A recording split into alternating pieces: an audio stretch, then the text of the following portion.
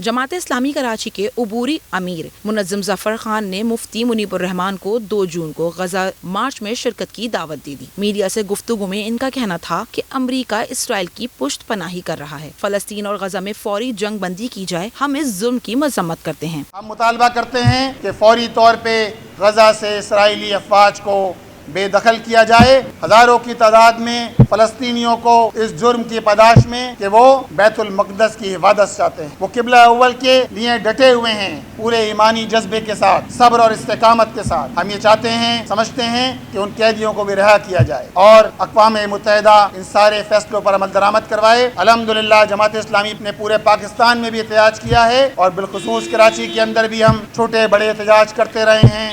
ہم نے پہلے بھی ملین مارچز کیے اور انشاءاللہ تعالی 2 جون کو ایک عظیم الشان ملین مارچ شارع فیصل پر منعقد کیا جا رہا ہے.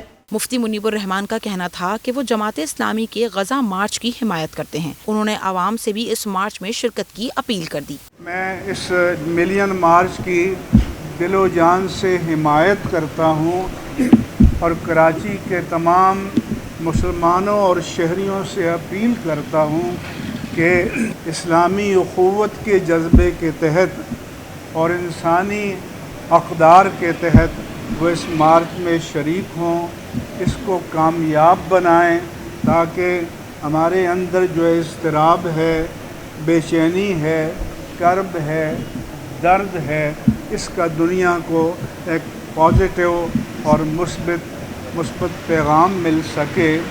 میں ایک بار پھر شکریہ ادا کرتا ہوں اور میں آپ کی آواز میں اپنی آواز ملاتا ہوں اور سب سے اپیل کرتا ہوں کہ اس ملین مارچ کو کامیاب بنائیں.